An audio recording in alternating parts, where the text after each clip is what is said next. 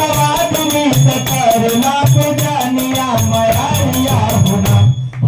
गाइले बाजुरिया मयारिया होना आई बाजुरिया मयारिया होना गाइले बाजुरिया मयारिया होना आई बाजुरिया मयारिया होना शंकर को दुराऊ चरणवा महिमा